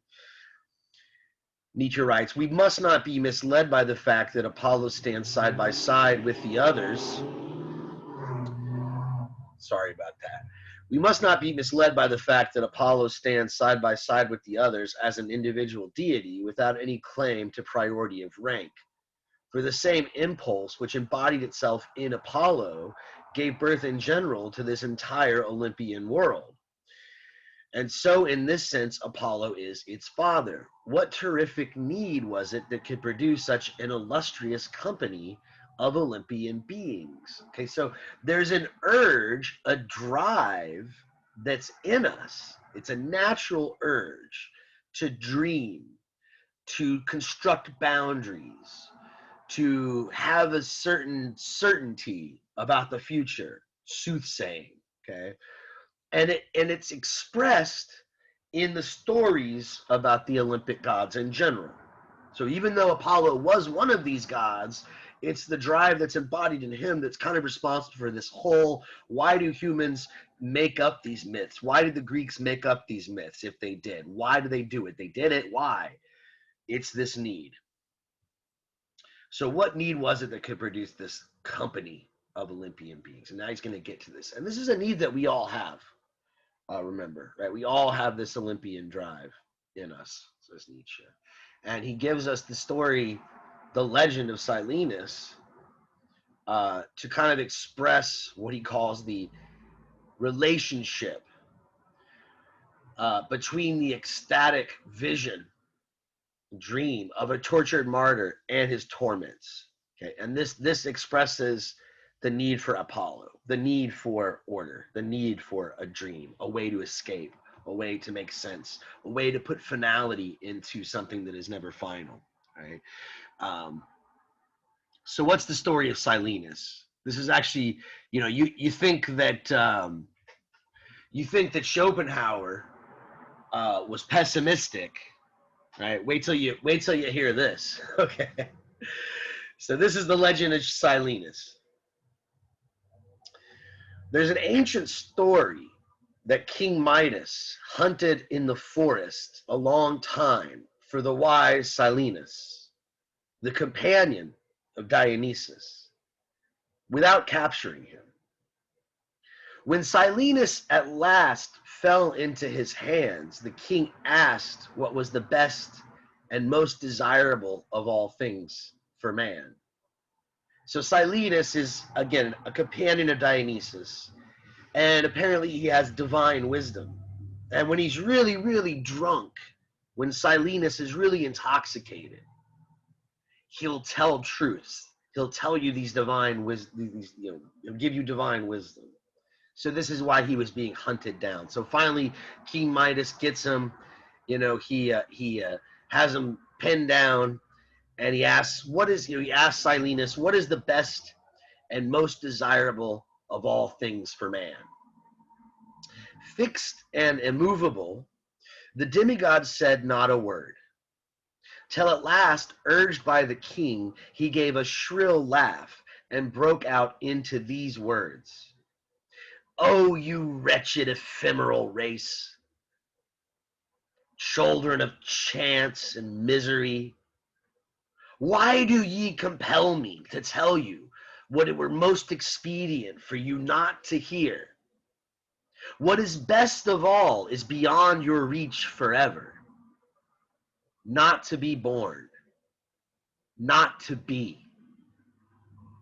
nothing. But second best for you is quickly to die. So this is, again, like I said, you thought that Schopenhauer was pessimistic, right? So Silenus, again, is supposed to be the super wise divine being that will tell you truths if you can get him drunk and pin him down. And he's asked by the king, what is the best thing for us? The best thing for you, human beings, with your miserable lives, is to never have ever existed. Right? Somebody was saying, hey, he's a nihilist about Schopenhauer. You want to talk about nihilism? This is nihilism about as nihilistic as you can get. So nothing matters. All that stuff you care about, whatever it is, your job, your career, your family, your friends, whatever it is, you're gonna lose it, and it's fleeting, right? This goes back to Schopenhauer, right? Your life is suffering. That goes back to Buddha. All these things that you yearn for, and you want to believe in them, and you want to have them, and you might have them for a moment, and you might believe in them for a moment, but ultimately, it all sort of ends, and you lose it all at some point. So I guess the idea is that because of all that, because of the great suffering and the pain that's involved in life, it's better just not to live at all. And the second best thing is just to die quickly, just to get out of here. Okay, so how do we answer Silenus? This is the urge that the Apollonian drive fills, right? Silenus, and notice that Silenus is a companion of Dionysus, right? He's a satyr, right? He's this drunk dude who's like lives in the forest, and this goat boy, right? So he's sort of like this sort of realist that sort of wakes you up from your dream and says, you're dreaming. Wake up. So I guess the idea is to come up with a really good dream, and so you can just shut his ass up. And this is the urge that the Apollonian tries to fill. It's an answer to Silenus. No, there is a reason to exist. Yes, it matters. Okay, how is this need for meaning and purpose? How is it filled by art? How is it filled by Apollonian art in particular? Nietzsche writes, perhaps we may picture the process to ourselves somewhat as follows. Out of the original Titan thearchy of terror, the Olympian thearchy of joy gradually evolved through the Apollonian impulse toward beauty. Right? So remember the Apollonian impulse, the dream-like impulse, to this beautiful dream world. Everything works out. Like, I want everything to be perfect. And that impulse, it is what allows, I guess, the Greek culture to develop from what he calls a Titan thearchy, the Titans, these controlling forces of nature, these brutish, impersonal forces of nature, to the Olympian thearchy, a race of gods which were much more like us. They had wives, they had sons and daughters, they had jealousy and all this stuff. This, he thinks, this evolution of these two different approaches to thearchy, as he puts it, right, a hierarchy of the gods, these different approaches sprung from a Apollonian impulse. That's what he's calling it, Apollonian impulse towards beauty. It's an answer towards Silenus, right? Look at the gods, they struggle too. Okay, how else could this people, so sensitive, so vehement in its desires, so singularly constituted for suffering, how could they have endured existence if it had not been revealed to them in their gods, surrounded with a higher glory? So they justified their existence to Silenus, right? He says, oh, you should never even exist. You're pitiful to exist. No, it's worth it because, right? Even the gods have desires. Even the gods. Look at Zeus. He cheats on his wife. Even he's a lustful SOB. So this ability to suffer, and suffer in a very sort of proud way, that yes, like, I do care about stuff I'm gonna lose. I do care about things that are fleeting. But so does Zeus, and so does Hera, and look at Poseidon. They're all jealous too. The same impulse which calls art into being as the complement and the consummation of existence, seducing one to the continuation of life in the face of Silenus, in the face of nihilism. This was also the cause of the Olympian world. Thus do the gods justify the life of man, and that they themselves live it.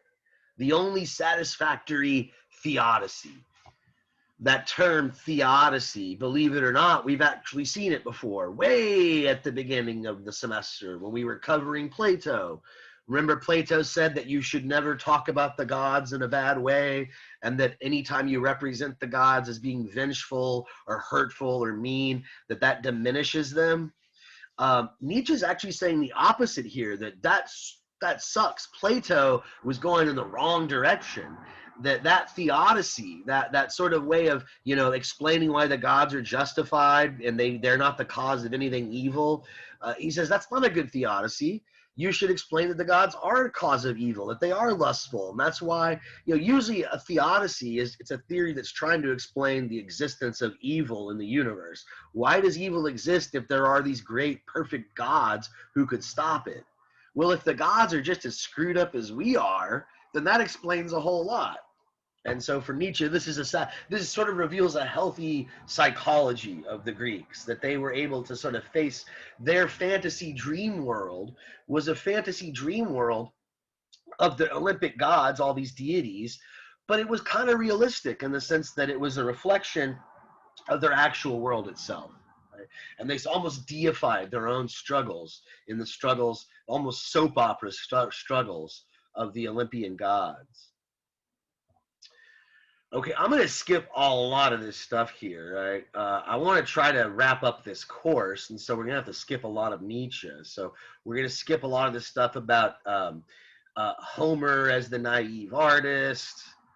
Do I want to talk about Apollo as the ethical deity? Yeah, let me read this slide because he makes an interesting contrast between the kind of values that you get with the Apollonian art versus the kind of values that are proffered by the Dionysian approach to art.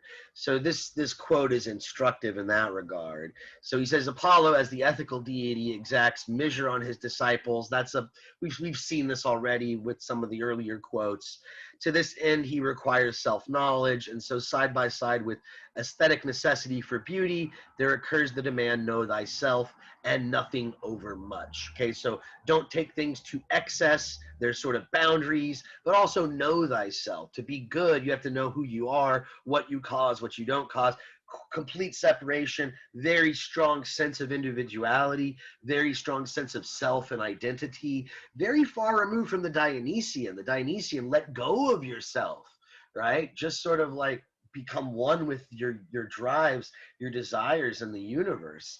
But he says, there occurs the demand, know thyself in the Apollo creed, nothing over much in the Apollonian creed. Consequently, pride and excess are regarded as truly inimical demons of the non-Apollonian sphere, hence as characteristics of the pre-Apollonian age, that of the Titans, and of the extra-Apollonian world, that of the barbarians. Because of his Titan-like love for man, Prometheus must be torn to pieces by vultures. So Prometheus took it too far, too excessive, right? Too Dionysian, maybe? He has to be punished, you know. How dare Prometheus give man fire? He betrayed the gods and gives humans the ability to use fire. Because of his excessive wisdom, which could solve the riddle, Oedipus must be plunged into a bewildering vortex of crime. He didn't know his limits. He went too far with his wisdom, and because of this, Oedipus must be punished, right? He overthrew the Sphinx, this mythical being. Thus did the Delphic oracle interpret the past. So again, know thyself, nothing too much. These are the Apollonian ethical creeds. This is, as Nietzsche puts it, a deification of the individual in response to nihilism. So nihilism is just this hopelessness, this meaninglessness of existence that's posed by the legend of Silenus. You know, it's best that you never existed at all or that you just died quickly.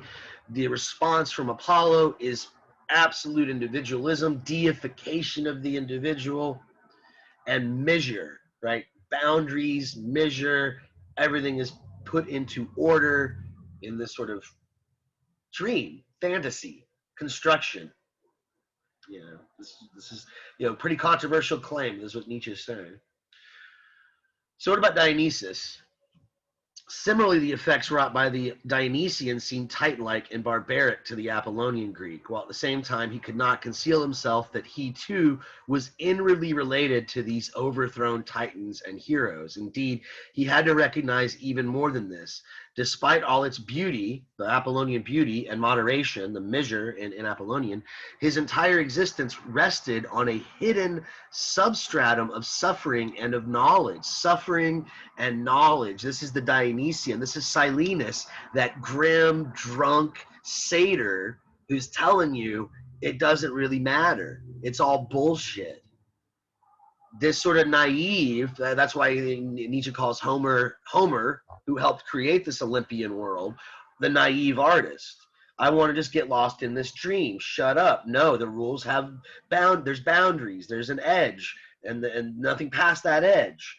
But Dionysius is sort of like this chaos beneath it all, this grumbling jerk who tells you, now it's all BS, right? It's all for naught. But it's that urge to answer, that little trickster, that little Silenus, that brings forth the Olympic world, right? This response to that. So Apollo could not live without Dionysus. So this sort of rumbling underneath, this sort of constant like urge to find meaning and validation in our existence, that's Dionysian. And it's scary. It's barbaric, titanic. Titanic in like the sense of like the Titans, like primal, this sort of thing moves us, basal forces. It's a necessary counterpart to the Apollonian. The Titanic and the barbaric were, in the last analysis, just as necessary as the Apollonian. Okay, we've talked enough, I think, about the marriage of the Dionysian and the Apollonian in Greek tragedy. Now we're skipping a whole lot of his, I guess what you might call historical analysis. There's a slide here where I kind of summarize it, so we'll just have to go with that. We won't be able to get into all the details of the quotes that I have. But, so he claims that Homer, when you look at works like the Iliad and you look at the Odyssey, these are objective art. These are very Apollonian. They are objective. So Homer's the first Greek objective artist, whereas he thinks that Archilochus, right, who was a Greek poet, a lyric poet, is the first Greek subjective artist. And he doesn't even like the word artist here because remember, the Dionysian isn't an artist. They are the work of art. So when you read a poem by Archilochus, you don't hear about his desires or his personal struggles. You hear about struggles in general. This is sort of very much like Schopenhauer, the will in general. So Archilochus, again, he writes these really kind of crude poems about lust and desire and very racy for the time, versus Homer, who has a very structured, these gods do this for this reason and these gods do that for that reason, and they got these animosities, and it all kind of makes sense. It's not perfect, but it has a sort of objective logic to it in a certain sense. The subject, the I, the first person I, the first person pronoun, is essentially dissolved, Nietzsche claims, as primal lust for pleasure and semblance is produced through the dream imagery of the Apollonian. Okay, so we're able to lose ourselves in the dream world of the Homeric bard, right? We can sort of forget about our own troubles, forget about our own struggles by thinking about the struggles of the gods. Well, geez, if they have to go through that, maybe it's not so bad. But the I that speaks in the lyric poetry, he says, is almost like a very direct, primal, again, this is much like Schopenhauer, experience of that primal unity. Now, how does all this come together and create Greek tragedy? We've only got about 20 minutes, so gonna have to give you the short version of the story. But so for Nietzsche, just much like Schopenhauer, melody well, maybe this is even a little different from Schopenhauer, but melody is primary, right? The melody, maybe the first thing that starts in sort of the development of art. There are these inner drives, the Dionysian, the Apollonian, and they get expressed probably more basely, more primally Dionysian, like through the Dionysian, through the form of melody, just maybe humming a la la la la da da da ba da da da da. And maybe this is just like a response to menial labor. Like I'm really having a shitty day, so I just da da da da da, whatever it takes to get through this crap, you know. Now, eventually, we sit down and write a poem, perhaps, to express these inner guttural feelings. Okay, there's this development of the basic melody into a somewhat of a structure of poetry, and eventually the folk song is born, right? The Dionysian dithyramb, the folk song to Dionysus. And for Nietzsche, that's when the Apollonian begins to creep in, because music gives birth to images, not the other way around. This is also very similar to Schopenhauer. He talks about, this is a popular view in the 19th century. You had program music or programmatic music. Beethoven is one he mentions here. Beethoven had the pastoral symphony, and each movement was, titled specifically. So when you're listening to the symphony, you're supposed to picture this scene in the countryside and all this. And Nietzsche kind of disses that. He says, even though you can do this, you can label a music the pastoral symphony. He says that doesn't, and this is the very end of the quote, that teaches us nothing whatsoever concerning the Dionysian content of the music, and which indeed have no distinctive value of their own besides other pictorial expressions. So, you can play the Beethoven's pastoral symphony to somebody and not tell them, don't tell them it's the pastoral symphony.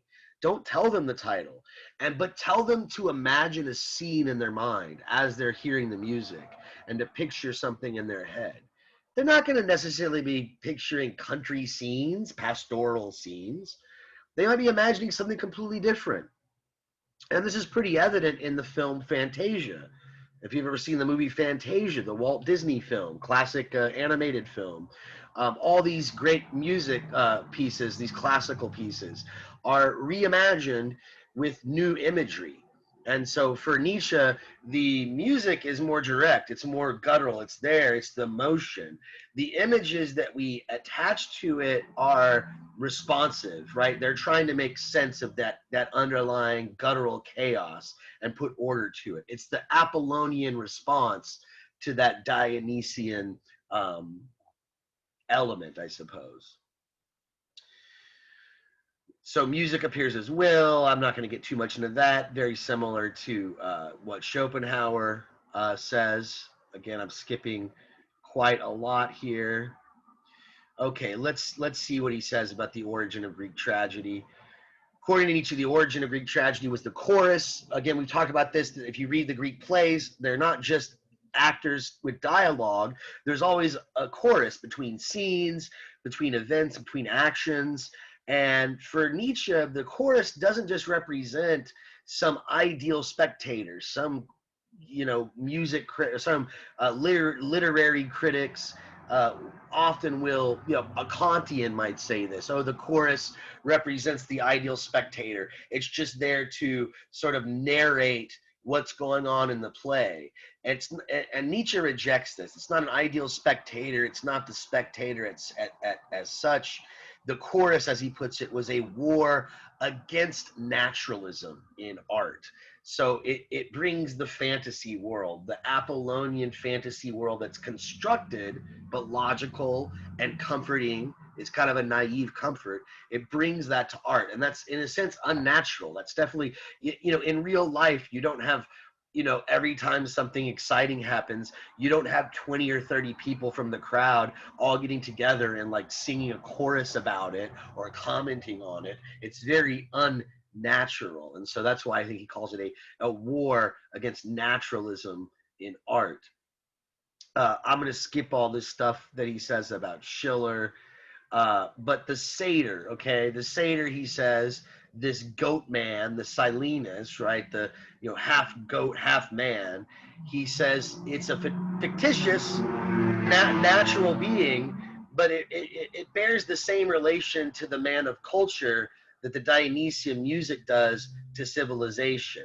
So if you look at the man of culture, you know, maybe like the European man, civilized, you know, industrialized with walls around, or the Greek, if you want, you know, the Athenian in his stone structures with laws and regulations. If you want to distinguish that from the brutish man, the natural man, just completely bereft of civilization, right?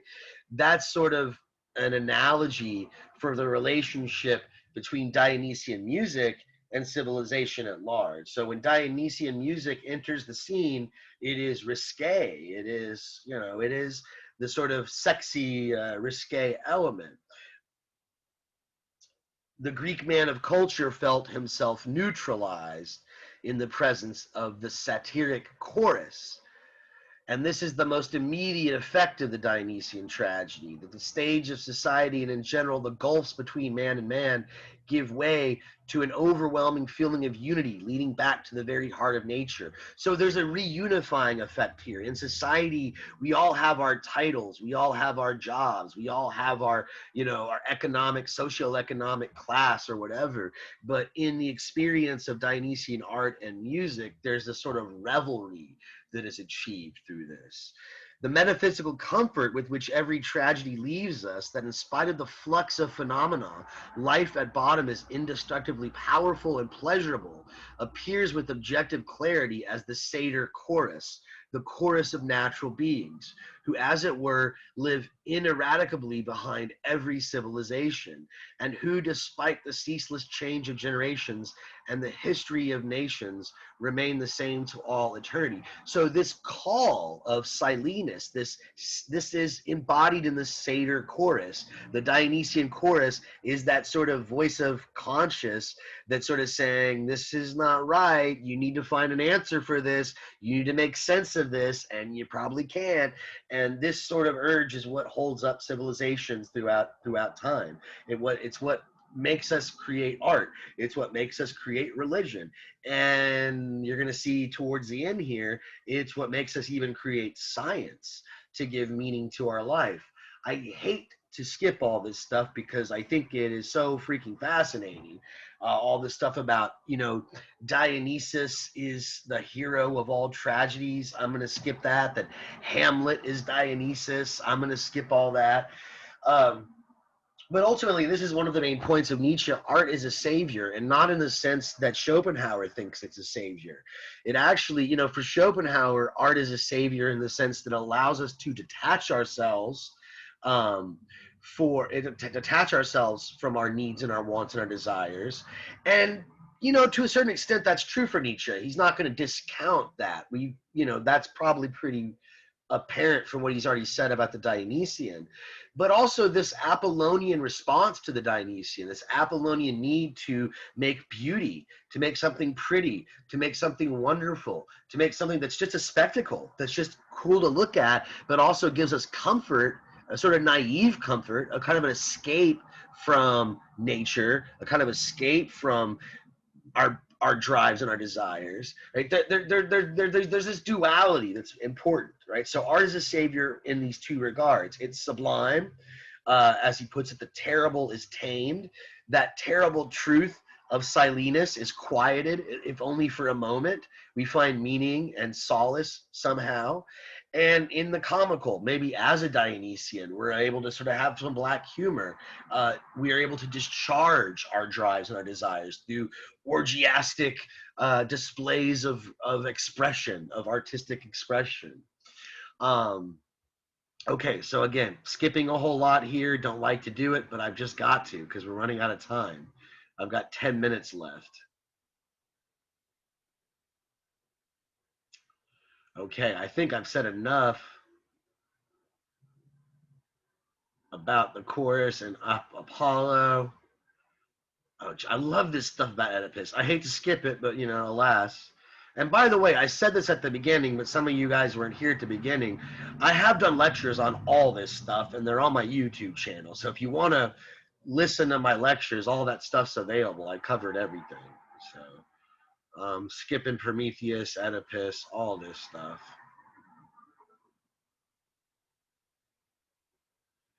Yeah, and all this stuff about Euripides, and oh, it's just such cool. I mean, I'm a big fan of Nietzsche, so this is really hard for me to do. What killed tragedy, basically, for Nietzsche was Socrates, right? And he had help with a guy named Euripides. And I'm not going to get too much into all the history. Again, you can watch my videos on YouTube if you want the whole story. But basically, you had a guy named Euripides who was one of the last of the great tragic artists, and he pretty much destroyed tragedy in Nietzsche's mind. And the way he did this was he tried to make it too, I mean, I would say too Apollonian, but even Nietzsche would say, no, it's worse. It's become Socratic.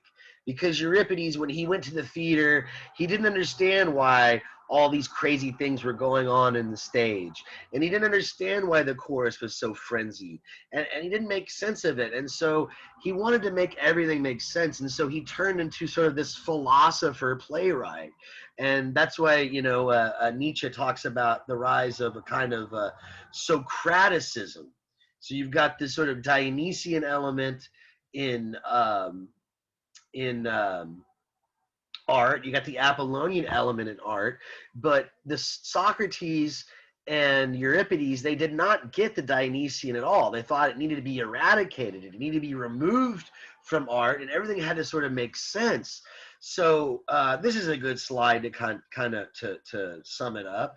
So there's a new antithesis, the Dionysian and the Socratic, right? This replaces the Apollonian and the Dionysian. So remember, the Apollonian creed was know thyself and nothing too much, nothing in excess. Everything is a unity, and individuation or evil, those are Dionysian creeds, which we didn't really explore that much because I kind of skipped over that.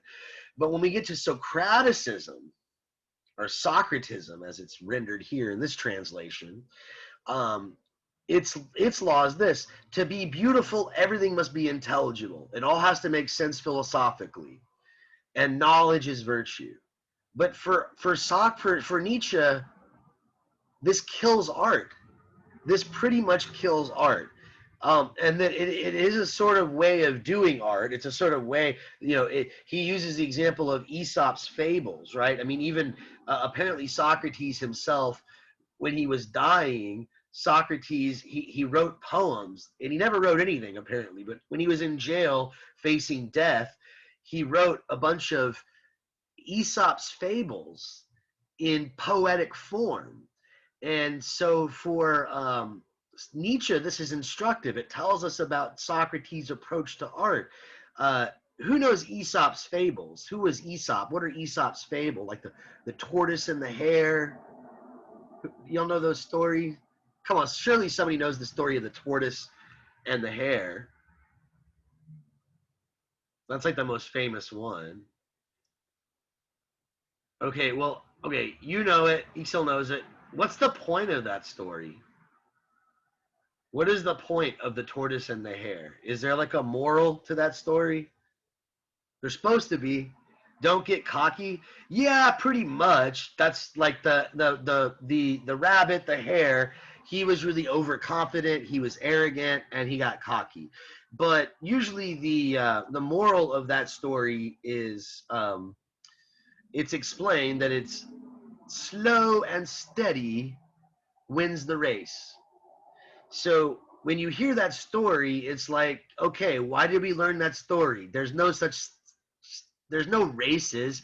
Like, animals don't talk, and animals don't have races. There's like no race between a tortoise and a hare is stupid. Like, no. We know it's all fiction, but it's for a reason. It's to teach you a story. To be beautiful, everything has to be intelligible. It can't have an open ending. It can't be morally ambiguous where you're like, dude, why did that person do that? I like that character, but they did that? That doesn't make sense. So it takes out the Dionysian element, and in that sense, it takes out the sort of visceral, the real, sort of edgy element, the passionate element. And ultimately for Nietzsche, this is the end of art, right? Euripides kills tragedy through this sort of Socratic approach to art. And, you know, this is it. This is it. And Nietzsche himself, when he's writing this, he's waiting for a rebirth of tragedy. You know, he thinks that his buddy, oh, now I got the tortoise and the hare right here as a perfect example. Aesop's fable, right? But Nietzsche thinks that perhaps his friend Richard Wagner, the classical composer, can somehow recreate what the Greeks did through his operas. But shortly after Nietzsche publishes this essay, he completely loses faith in Richard Wagner. He doesn't really think that's going to happen. You know, for one, Richard Wagner becomes this ultra-nationalist, you know, uber Prussian anti-Semitic figure that Nietzsche ends up seeing as an enemy and not a friend, and they have a big falling out. But Nietzsche thought, look, what we're living in now, in the late, you know, he's living in the late 19th century. We're living in an era where we've kind of lost the ability to find meaning in art or meaning through art, and using that term art in a very broad sense, right? For Nietzsche, you know, he writes that existence is only justified as an aesthetic experience, right? So we justify our existence. We justify, you know, our existence to Silenus. We do it through art, through aesthetic experience, through creating a vision of the world that we can justify somehow. And for Nietzsche, when Socrates and Plato and really Western philosophy in general enter the scene, art loses this and religion loses this, and it becomes this sort of Socratic imperative to explain everything. It has to be intelligible, it has to make sense, it has to be logical. You don't want to face up to the chaos the way the Greeks did with their tragedy. They can watch the stage and say, yeah, life does suck, and we're going to make a play about it. But it's also beautiful too. Life is beautiful, and so there's this sort of deepness to it, this sort of depth of existence that is lacking, Nietzsche thinks, when we extract that element from art. And that's what we've done. And he sees science, modern science, as a kind of response to the Dionysian, this need for meaning, this need for structure. Modern science, you might say modern forms of religion, some forms of Christianity, some sort of new age approaches. But he finds all these lacking, and especially the scientific approach, as amazing as science is for Nietzsche. I don't think he means to completely disparage science, but as a realm of inquiry or an approach to existence that is supposed to give our lives fullness and meaning, it completely is going to be insufficient for Nietzsche. Science is not going to do this for us. It'll give us some knowledge, it'll explain how, but it's not going to give us that big why. What is it all for? Why should I care?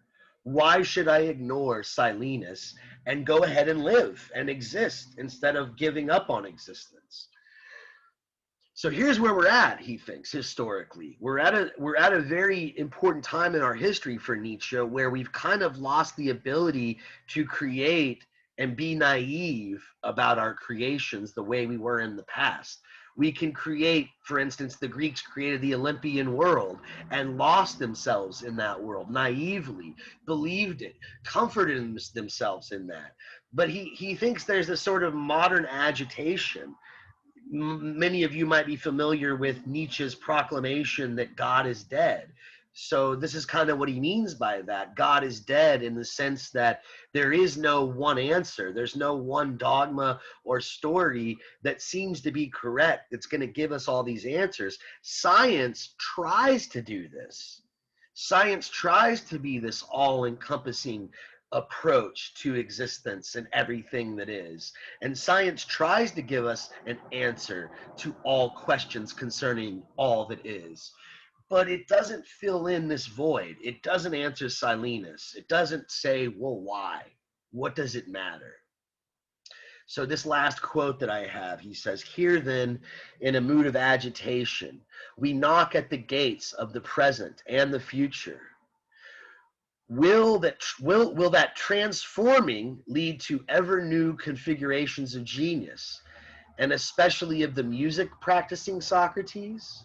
Will the net of art, which is spread over the whole of existence, again, all existence for him is justified aesthetically. We have to make sense of it. It has to be somehow beautiful, whatever that means to you, or else we can't bear it. Or whether under the name of religion or of science be knit ever more closely and delicately, or is it destined to be torn to shreds under the restlessly barbaric activity and whirl which calls itself the present, right? So in other words, how are we as moderns going to respond to Silenus? Science and religion have failed us, Nietzsche seems to think. Only art holds the answer. And in reality, for him, science and religion are just different forms of art. They're just different forms of aesthetic experience. We want to avoid the nihilism of, Silenus and just say that nothing matters and that life is meaningless, even if it's true. And ultimately, Nietzsche might agree it's true. Maybe nothing is meaningful. But we don't want to jump into this sort of hard, rigid dogmatism that is where the Socratic approach leads. We need certainty. We need clarity. Everything has to be intelligible. Well, that leads to a kind of sterile approach to just facts and figures and quantitative thinking. And so for Nietzsche, he's hopeful that art will somehow give us an answer to this. If we can become great artists and great world creators, this is the future for us. Well,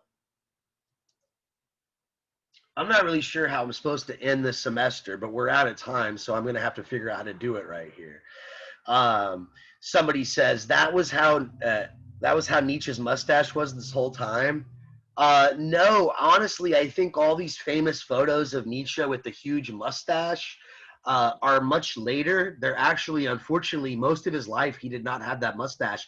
It wasn't until he had that mental breakdown, his last 10 years, and his sister did not trim his mustache very well. I guess she liked the way it looked when she was taking care of him as an invalid. So in a way, it's kind of insulting to show, that's the most famous image of Nietzsche is the one with the huge mustache, and it's almost it's almost like if you got famous. All of a sudden, and you just let's say you pass away years from now, and you get old and gray and have a full life, and you pass away, and then all of a sudden, after you die, you get famous because of your art or something, and whenever they show pictures of you, they find the worst photo ever. That's kind of what they did with Nietzsche. To be fair, though, it's so iconic, you can't forget that mustache, man. So how are we gonna wrap this up? Well, I ultimately really wanted to cover obviously a lot more stuff, not just with regards to Nietzsche, and we skipped a lot when it came to Schopenhauer.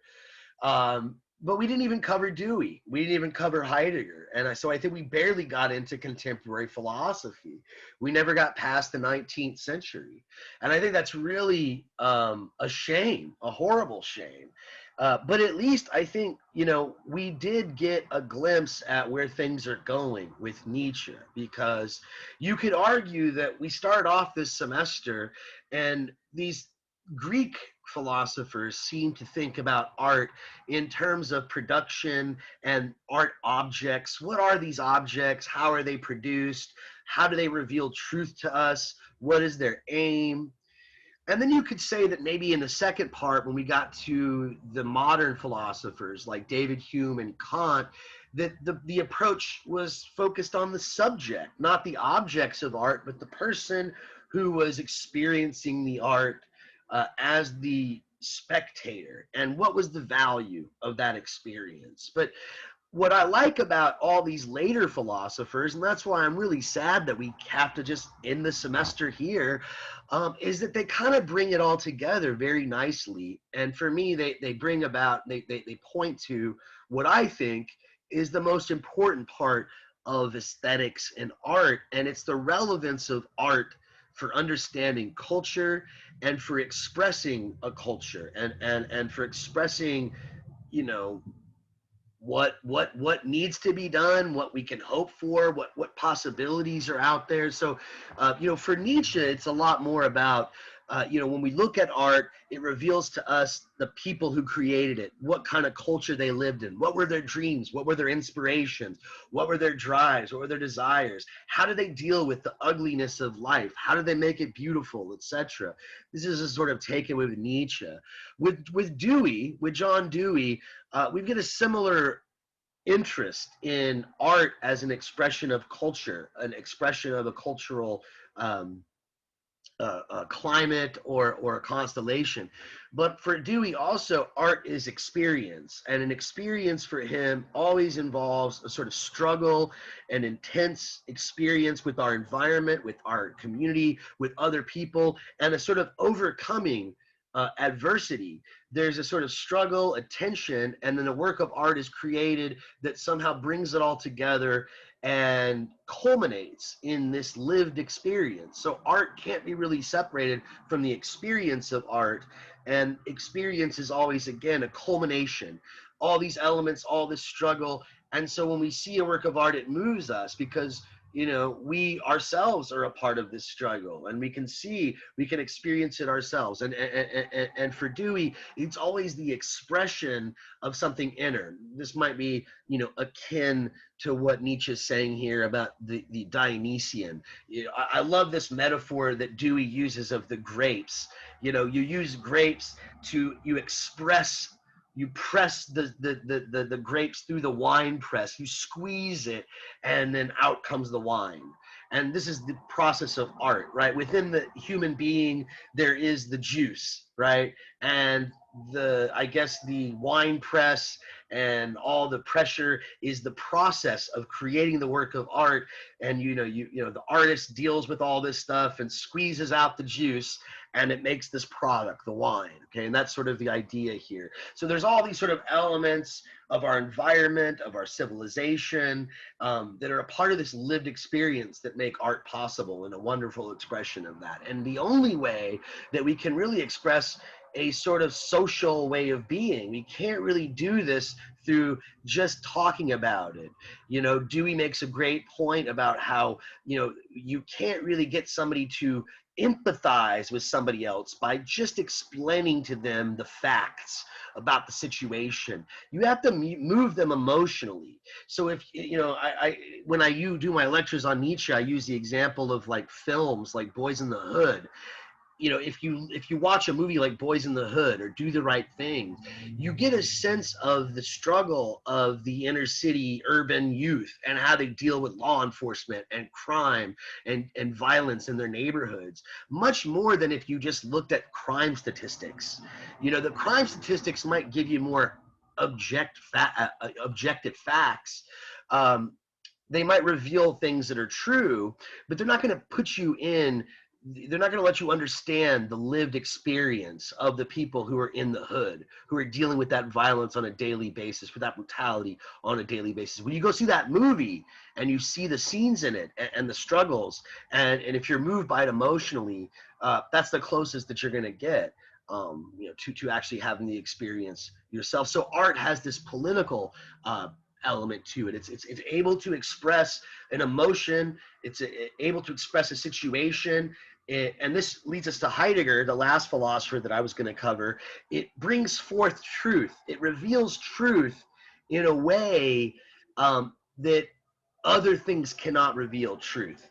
So typically we can reveal truth through statistics, through numbers, through facts, through scientific data. But art reveals truth in such a way that it is unencumbered. It's unencumbered by the sort of rough and ready categories that we have, where we try to sort of define everything as fitting into some structure. Art, and for Heidegger especially poetry, when we read a poem, we're not expecting it to have some definitive one-size-fits-all answer or one definitive interpretation. No, we understand that maybe this metaphor can be interpreted several ways and can be understood at several levels. And so art is a way of expressing or revealing truth. It's a way of truthfulness for Heidegger that is sort of overflowing and revealing of possibilities, unlike any other mode of truth, which typically for Heidegger, like scientific truth, although it is true, it tends to ignore and push aside all other truth. You know, a scientist will typically say, oh, all that poetry is just bullshit. It's just all, you know, electrons in your brain. It's all just atoms. Well, yeah, it is all just atoms. It is electrons in your brain, but you're leaving out so much more. You're leaving out so much more of the lived experience of what it is to be and to exist and to experience things. And so art does this in a way that no other phenomena can. All right, well, I guess I better shut up because it's 2:30 and I'm already over for time. We usually end by like 2:20. But it's been a great semester, you guys. Don't tell anybody else I said this. I doubt they'll watch the videos, so they won't hear me. But you guys were probably my favorite class this semester. I feel like you had the most interesting comments. Maybe I'm partial to the material. You know, I like to talk about philosophy and art. Especially. So, but anyways, I'm gonna hit stop on the recording. So that's the end of the lecture. But I'll stick around in you know, for a minute or two in case anybody has some last minute questions. But otherwise, you guys are dismissed. And have a great break. Maybe I'll see you around if you take one of my classes. If I am teaching here next semester, I'm still waiting to hear back from that. But anyway, it's been a pleasure. So have a good one.